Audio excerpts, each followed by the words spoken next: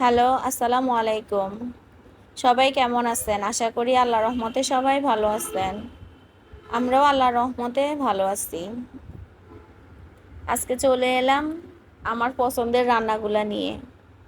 আজকে লাউ দিয়ে ডাল দিয়ে রান্না করব। লাউ ডাল আমার অনেক পছন্দ। তারপর ছোট মাছের তরকারি আমার অনেক পছন্দের। লাউ ডালের মতো সহজ রেসিপি আমার মনে হয় আর কিছুই নেই। আর যদি প্রেসার কুকারে রান্না করা হয় তাহলে তো সময়ই লাগে না। দুইটা শীষ দিলেই হয়ে যায়। এই যে আমি এখন লাউ মশাইর ডাল ধুয়ে তারপরে লাউ, হলুদ, মরিচের গুঁড়া, অল্প একটু মরিচের গুঁড়া, লবণ, কাঁচামরিচ, ধনিয়ার গুঁড়া, আদা, রসুন, জিরা এগুলা দিয়ে ভালো করে নেড়ে নিব। একবারে সব মশলাগুলো মিশিয়ে নিব, কারণ প্রেসার কুকারের মুখ যখন লাগিয়ে দিব তখন তো আর দ্বিতীয়বার এটা নাড়া যায় না। এজন্য চুলায় বসানোর আগে সব কিছু একবারে ভালোভাবে মিশিয়ে নিলাম। তারপরে ঢাকনাটা লাগিয়ে দেব। এটা সাইডে রেখে আমি ছোট মাছ রান্না করব।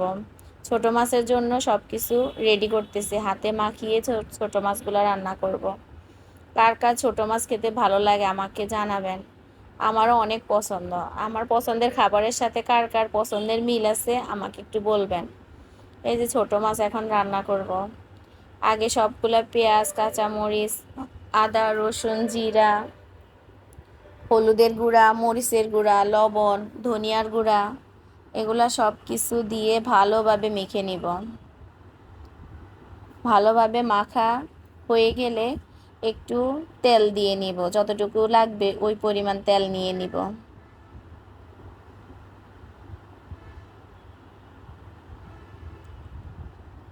ভালোভাবে হাত দিয়ে মাখাতে হবে, কারণ ছোট মাছ আগে মাখালে ছোট মাছগুলো নরম হয়ে যায়।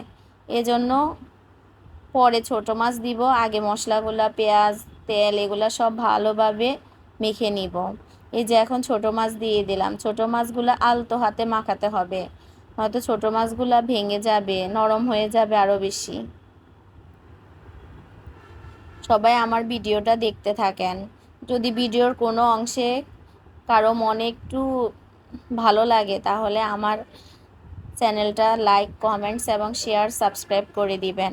আর যারা আমার ভিডিওতে আগে থেকে সাবস্ক্রাইব করে রেখেছেন, কমেন্টস করেছেন, লাইক দিয়েছেন তাদেরকে অসংখ্য ধন্যবাদ। সবাই আমার পাশে থাকবেন।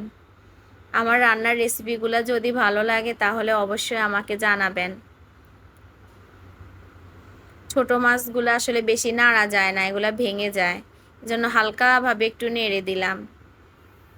ছোট মাছের ফাইনাল লুকটা অনেক সুন্দর হয়েছে আর এবং ঝাল ঝাল হয়েছে। ছোট মাছগুলো ঝাল ঝাল করে রান্না করলে অনেক ভালো লাগে। কার কার কাছে ঝাল ঝাল করে খেতে ভালো লাগে? আমার কাছে তো একদম ঝাল ঝাল করে ছোট মাছ রান্না করলে অনেক ভালো লাগে।